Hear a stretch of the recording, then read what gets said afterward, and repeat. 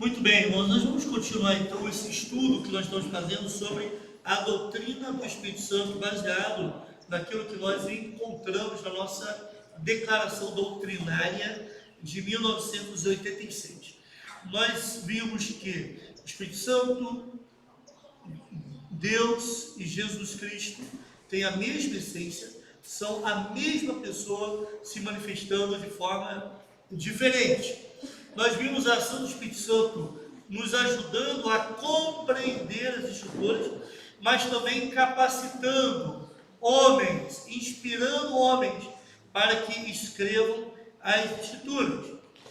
Nós entendemos, irmãos, e os batistas entendem isso, de acordo com a sua declaração doutrinária, que o batismo do Espírito Santo acontece no momento da sua conversão. Nós vamos ver isso agora, nesse próximo tópico. Mas algumas pessoas entendem que o batismo do Espírito Santo, tem algumas doutrinas, né? Outras igrejas de outras denominações, pentecostais, elas entendem que o batismo com o Espírito Santo, no Espírito Santo, acontece em um segundo momento. A conversão acontece e depois de algum tempo vem o batismo no Espírito Santo. E como aconteceu no passado, que esse batismo do Espírito Santo, no Espírito Santo, ele veio acompanhado por algumas manifestações, principalmente por línguas.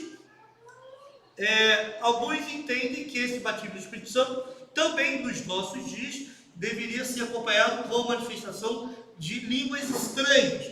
É só falar em línguas que não conhece. E nós vimos, no último domingo, estudamos esse assunto, que na realidade aquelas manifestações das línguas no livro de Atos aconteceram para testificar a universalidade do Evangelho. Mateus capítulo 1, versículo 8 diz: mas recebereis poder ao vir sobre vós o Espírito Santo, e sempre sereis testemunhas, tanto em Jerusalém, Judeia, Samaria e os confins da terra. E esses textos que estão sublinhados aí no final da tela, só vem comprovar a manifestação do Espírito Santo em Jerusalém, Judeia, Samaria e os confins da terra, mostrando que o Evangelho, de fato, ele é para todos. Não era restrito à nação judaica, aos judeus, mas o Evangelho é para todos, inclusive samaritanos e gentios. Continuando então o nosso estudo, agora sim, nós vamos ver que o Espírito Santo ilumina os homens e os capacita, é a tela seguinte, por favor. Isso nós já vimos. É o sexto tópico. Isso. Nós vemos que o Espírito Santo, o recebimento do Espírito Santo sempre ocorre quando os pecadores se convertem a Jesus Cristo, que os integra regenerados pelo Espírito à igreja. Vamos lá em Atos capítulo 2, versículos 38 e 39. Atos 2, 38 e 39 vai nos dizer: Pedro respondeu: arrependam-se e cada um de vocês seja batizado em nome de Jesus Cristo para perdão dos seus pecados e receberão o dom do Espírito Santo. Aí alguém poderia dizer assim: arrependam-se, sejam batizados e receberão o dom do Espírito Santo. Ok. Naquela época, o ato de ser batizado, hoje em dia também é assim, não é? Era tão comum.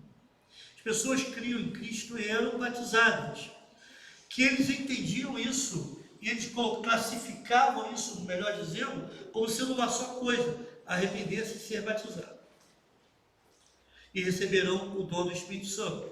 Os irmãos se lembram que eles não demoraram muito para serem batizados, e nesse sermão foram 3.000 pessoas que se converteram.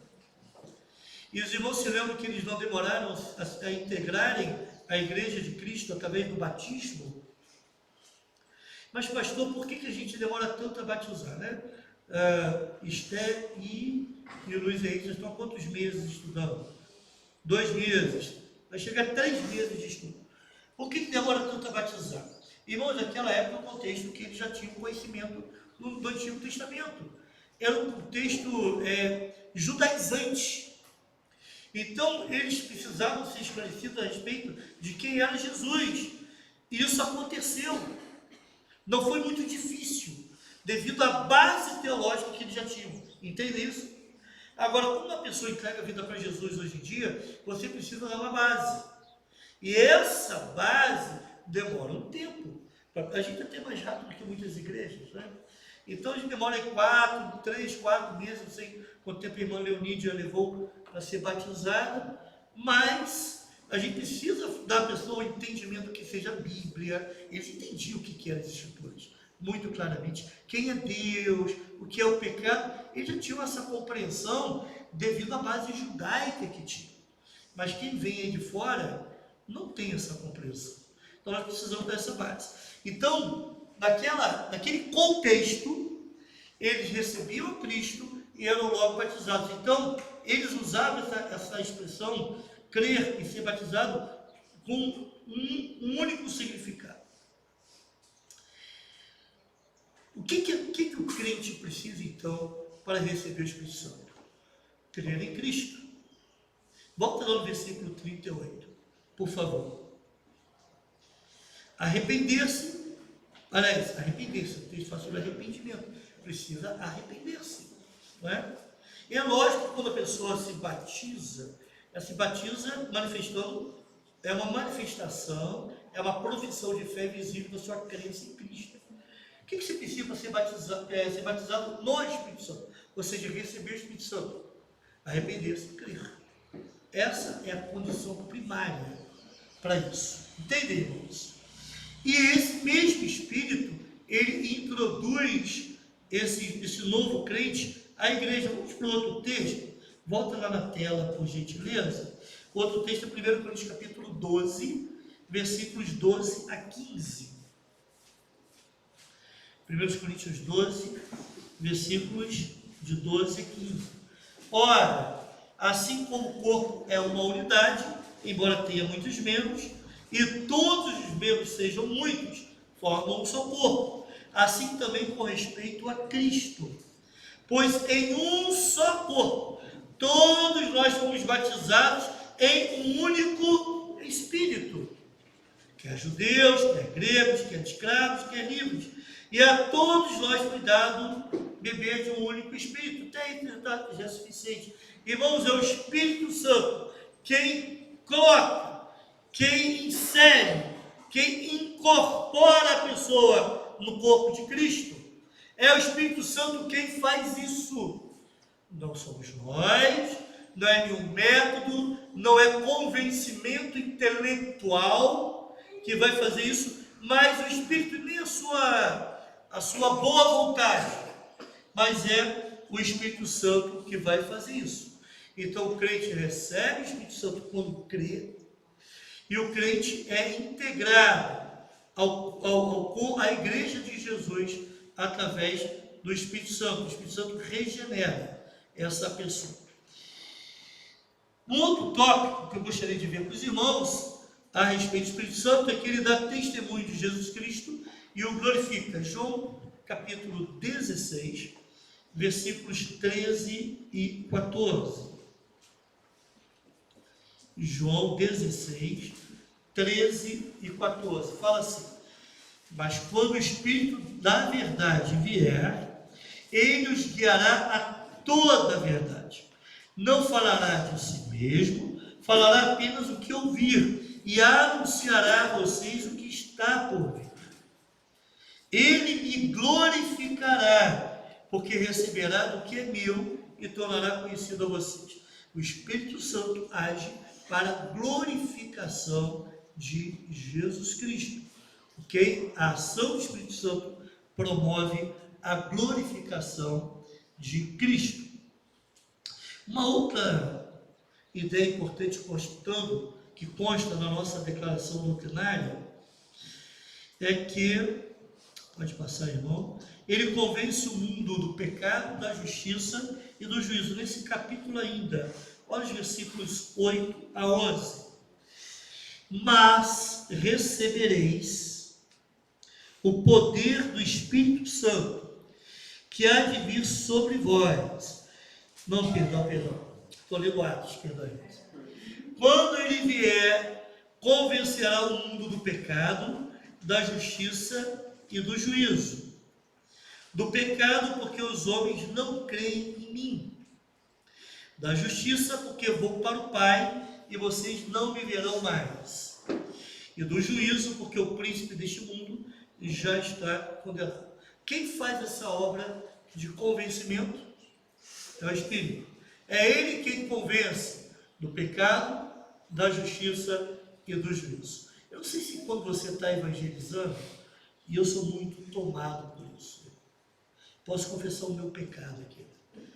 Quando você vai visitar uma pessoa afastada, a gente dá uma vontade de convencer essa pessoa, não dá? A gente usa um monte de argumento, não dá? Vou dar um nó intelectual, né?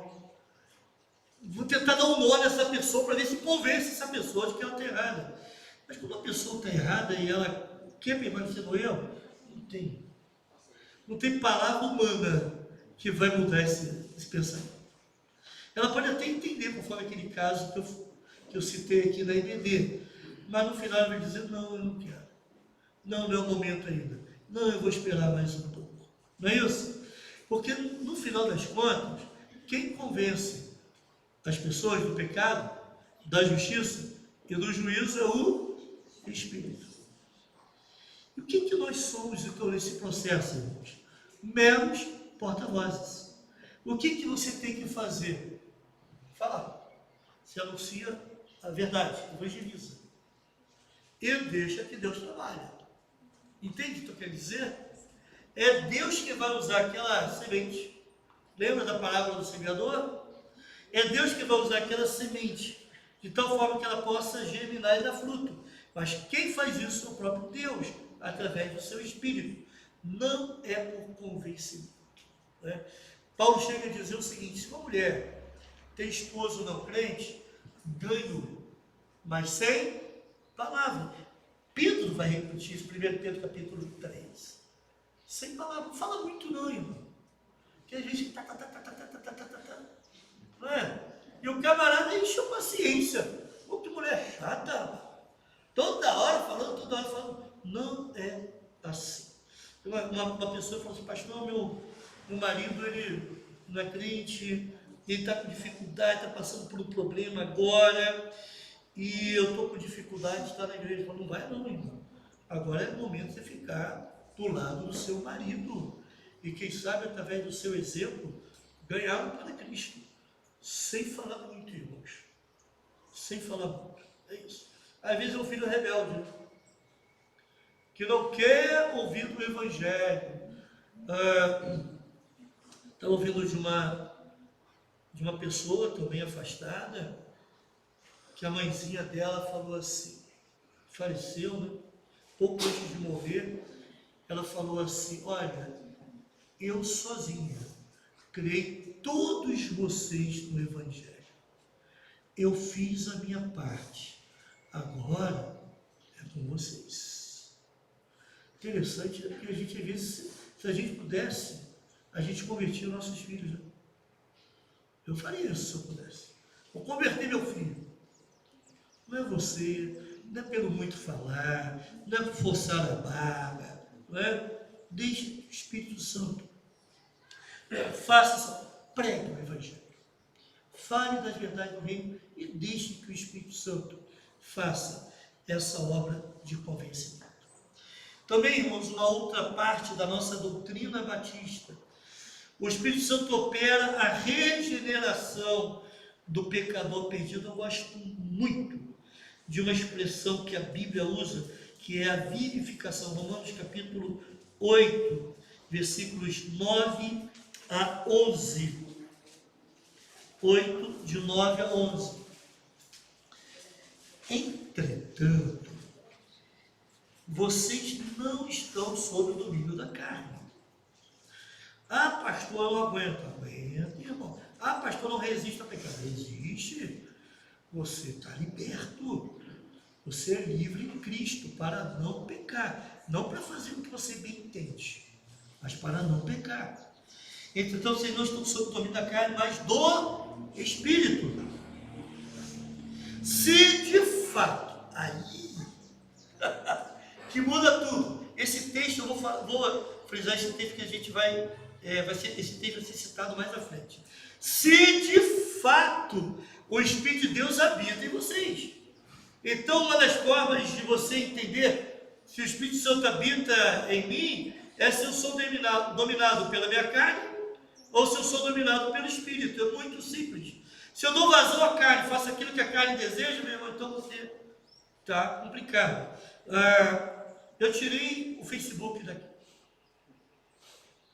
Tirei o Facebook. Eu tenho lá no notebook, porque eu mexo menos no Facebook, no notebook, porque notebook é para trabalho. Tirei, por quê? Porque o Facebook é bom demais. Você passa... Eu estava lá para fazer alguma coisa, até para pesquisar alguma coisa, mas deixa eu dar uma olhadinha no Facebook. E ficava assim.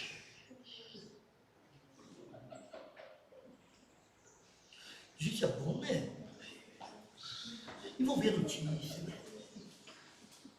Eu olhava, 1 hora, 1h30. Meu Deus, que tempo perdido. Depois tive que dormir até mais tarde para compensar esse tempo. Então, dormir mais tarde, não até mais tarde. Dormir mais tarde para compensar o tempo perdido. Eu falei, gente, ou isso daqui me domina, ou eu sou dominado por isso, ou eu sou dominado pelo Espírito Santo. Então eu tiro, eu elimino. Não vou ser dominado por isso aqui não. E eliminei. E vou gastar mais tempo com coisas mais importantes.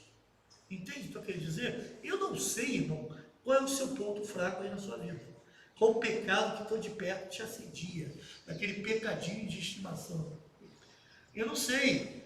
Ou você é dominado por ele ou pelo Espírito. Então, evite qualquer coisa que te leve a pecar. Assim você vai mostrar que você é dominado pelo Espírito. Entende isso? Ok, então vamos lá. Entretanto, vocês não estão sob o domínio da carne, mas do Espírito. Se de fato o Espírito de Deus habita em vocês. E se alguém... Paulo é fantástico. Mas Deus é fantástico. O Espírito Santo usou Paulo para isso. E se alguém não tem o Espírito de Cristo, não pertence a Cristo.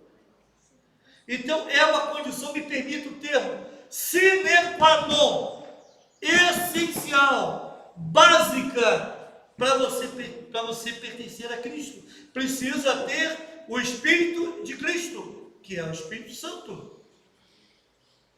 Mas se Cristo está em vocês, aí o quadro muda.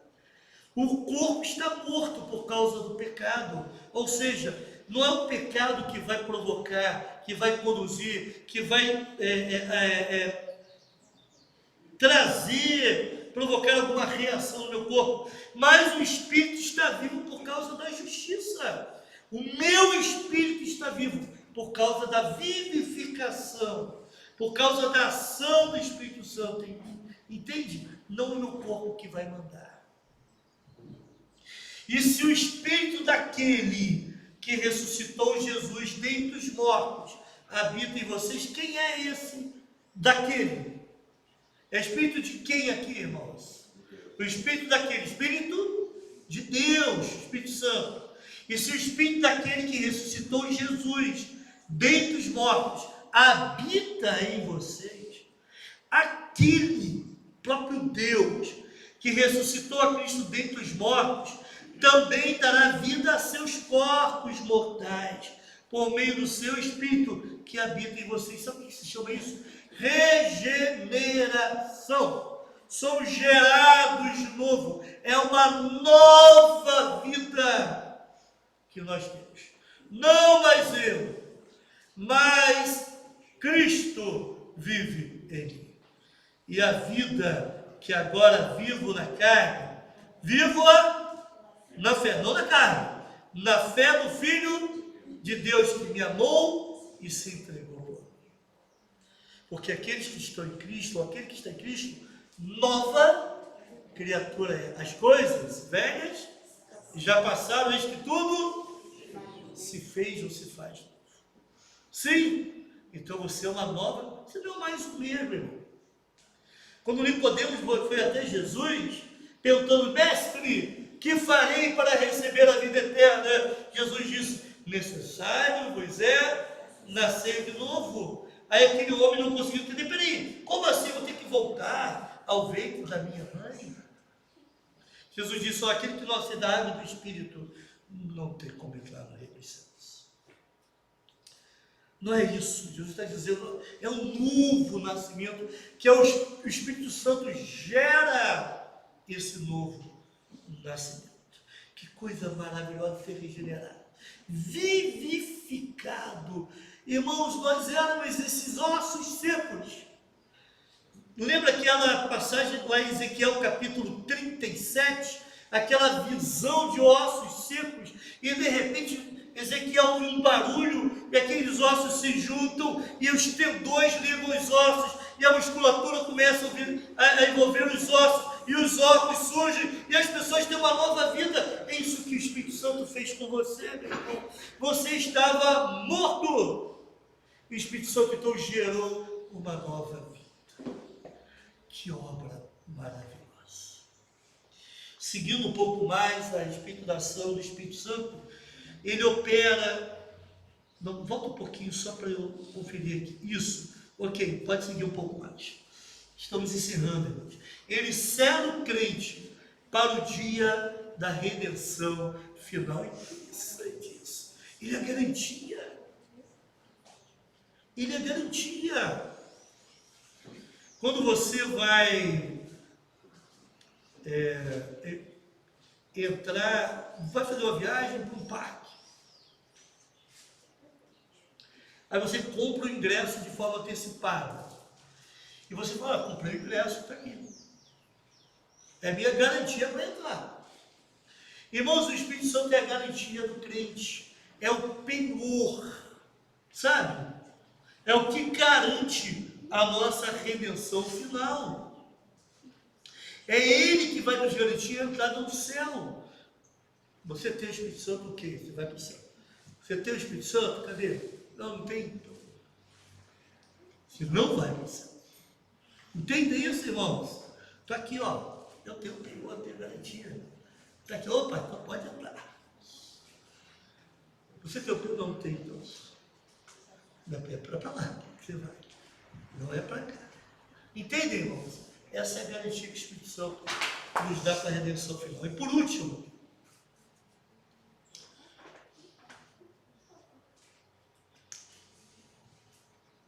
ele habita no crente. Esse é o último mês, não é? Não é não? Então enche a tela para mim, por favor. Não, é o último sim. Não é isso? Acabou, esse é o último. Ih, rapaz, não. Uau, enganei. Pegadinha. Ele habita no crente, irmãos. Ele habita no crente. Nós já vimos isso em Romanos capítulo 8, versículos 9 a 11. Lemos ainda. Se o Espírito Santo está em nós, então nós somos de Cristo. Ele habita no coração do crente. E também já lemos esse texto de João 16:13. O Espírito Santo nos guia em toda a verdade. Ele não vai nos guiar para a mentira. Aquilo que o Espírito Santo aponta, aquilo que o Espírito Santo ensina é a verdade. Para onde o Espírito Santo conduz é a verdade. Não é para o engano, não é para a mentira. Se há engano, irmãos, não tem Espírito Santo ali. Pastor, a igreja, vou usar uma ilustração aqui, irmãos. Pastor, a igreja pode fazer isso, não tem problema não, que todo mundo faz. Aí na hora de lançar a notinha, a gente lança como tal, não é? Porque não tem problema, porque na verdade o governo, lá, a Receita, não sei, eles não vão se importar com isso. Eita, onde tem engano, tem ação do Espírito, irmão? Não tem. Então não tem. Se não tem, não tem. Se alguma coisa está te levando para o engano, para agir de forma errada, não é Deus, não. Aí é a sua carne, é o seu coração, ou então você está ouvindo lá o inimigo lá te induzir a atitudes erradas. O Espírito Santo sempre nos leva para a verdade, tá bom? O Espírito Santo nos capacita a obedecer à vontade de Deus. Efésios capítulo 5, versículos 16 a 25. Fazer a vontade de Deus é fácil? Eu espero que você entenda que é uma luta. Mas nós não estamos sozinhos nessa batalha. Diz assim: aproveitando ao máximo cada oportunidade, porque os dias são maus. Portanto, não sejam incessados, não procurem compreender, mas procurem compreender qual é a vontade do Senhor. Ser insensato é não querer entender a vontade do Senhor. E você precisa entender isso, ok? Mas como que isso vai acontecer? Não se embriaguem com vinho. O vinho controla. O vinho domina. Uma pessoa embriagada não tem controle sobre si mesma. Que leva à libertinagem. Você já viu que os impeditivos morais, as barreiras morais caem quando a pessoa começa a beber? Começa a falar coisas que normalmente não fala. Começa a brincar com coisas que brincadeiras que normalmente não faz. Não é isso? Começa a se permitir ao fazer coisas que normalmente não faria. Isso porque está sob o domínio do álcool. Mas deixem-se encher pelo Espírito. O que esse texto está dizendo? O que tem que nos dominar? O álcool? O Espírito? Entende? Ok. E esse domínio do Espírito traz algumas consequências, alguns resultados. Olhe bem. Falando entre vocês, com salmos, hinos e cantos espirituais, cantando e louvando de coração o Senhor. O domínio do Espírito Santo muda a nossa forma de nos comunicarmos, de falarmos uns com os outros. Então aquele irmão que é duro, sabe, grosso, feito uma porta de carvalho, esse camarada está precisando ser mais dominado pelo Espírito do que pela sua própria embriaguez. Então não há desculpa para isso. Nós mudamos a nossa comunicação e nós adoramos ao Senhor, cantamos. Quem é cheio do Espírito Santo gosta de louvar, gosta de cantar. Quem tem o domínio do Espírito Santo ama cantar, louva ao Senhor. 20. Também tem um coração grato, dando graças constantemente a Deus Pai por todas as coisas, em nome do nosso Senhor Jesus Cristo. A comunicação muda, é uma pessoa que está sempre disposta a louvar, ama louvar o Senhor, é uma pessoa que tem um coração grato. 21, sujeitem-se uns aos outros por temor a Cristo. E esse enchimento, esse domínio do Espírito Santo, ele também é manifestado através da sujeição uns aos outros. E aí Paulo vai falar, como é que essa sujeição acontece? Mulheres, sejam submissas ao vosso marido, como ao Senhor, não é isso? Depois vai falar, maridos, amem as vossas mulheres, assim como Cristo amou a vossa igreja. Filhos, sejam obedientes a vossos pais. Ou seja, são sujeições, certo? Que isso gera, isso acontece pela ação do Espírito nas nossas vidas. Ok? Beleza. Voltando lá para a tela, então, o Espírito Santo nos capacita a fazer a vontade de Deus. Pode seguir, meu irmão. Ele distribui dons aos filhos de Deus para a edificação do corpo de Cristo, para o ministério da igreja no mundo. 1 Coríntios capítulo 12, versículos 7 e 11. Irmão, preste atenção, meu irmão. Você tem um ou mais dons. Esses dons são para a edificação da igreja. Se você está escondendo o seu dom, você está pecando. Você está dizendo, não, eu não quero usar esse dom que o Espírito Santo me deu. Olha o versículo 7, é cada um quem? Cada crente. Porém, é dada a manifestação do Espírito visando o bem comum. 11. Vamos lá para o 11. Todas essas coisas, porém, são realizadas pelo mesmo e único Espírito, e Ele as distribui individualmente a cada um como quer. O Espírito Santo distribui os dons para a edificação da igreja como quer. Eu não posso orar, Senhor, me dá esse dom. Eu gostaria tanto de ser evangelista. Olha, evangelista é um dom, mas é também uma missão, né? Todos os crentes precisam ser evangelistas, mas eu tenho que reconhecer que alguns têm uma facilidade, né?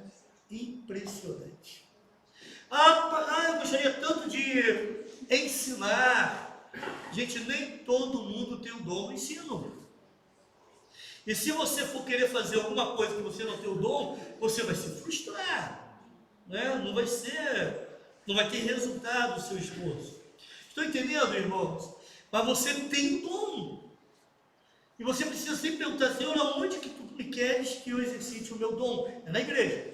Eu sei. Por isso que crente que vive fora da igreja está em desobediência. Ele está pouco se lixando com a edificação do mundo. Tá? Isso é o dom. E finalmente, voltando para a tela, irmãos, sua plenitude e seu fruto na vida do crente constituem condições para uma vida cristã vitoriosa e testemunhante. Gálatas capítulo 5, 22 e 23, que são o fruto do Espírito, né? Mas o fruto do Espírito é amor, alegria, paz, paciência, amabilidade ou longanimidade, bondade, fidelidade, mansidão e domínio próprio. Contra essas coisas não há lei. Esse é o fruto, esse é o resultado do controle do Espírito Santo nas nossas vidas. Alegria, paz, longanimidade, benignidade, mansidão, domínio próprio. Coisas que o Espírito Santo gera em nós. Mas também ele gera testemunho. Recebereis poder, vir sobre vós, o Espírito Santo, e semeis. Pastor, eu quero ter o Espírito Santo para eu poder falar em línguas, para poder fazer maravilhas, ou botar a mão em cima da pessoa, a pessoa ser curada. Peraí, o Espírito Santo foi dado, irmãos, a princípio. Essas coisas aconteceram para testificar o cristianismo. Mas elas não necessariamente precisam se repetir nos dias de hoje. Foi numa fase da história. Mas hoje nós temos o Espírito Santo para sermos testemunhas. E precisamos de poder do Espírito Santo para isso. Entende? Sim? Amém, irmãos? Amém. Que Deus nos ajude a sermos uma igreja poderosa. As pessoas olham para essa igreja e falam, que igreja poderosa. Quantas pessoas estão testemunhando do seu evangelho? Amém, irmãos? Nós vamos orar e logo em seguida vou trazer alguns comunicados à igreja. Obrigado, Deus, pela tua palavra. Obrigado porque cá estamos alguns domingos pensando, refletindo sobre o Espírito Santo. Essa operosidade maravilhosa do Espírito Santo em nossas vidas e na vida da igreja. Queremos sim ser dominados pelo Espírito Santo e vivemos de forma que agrade a Cristo. Isso nós oramos em nome de Jesus. Amém.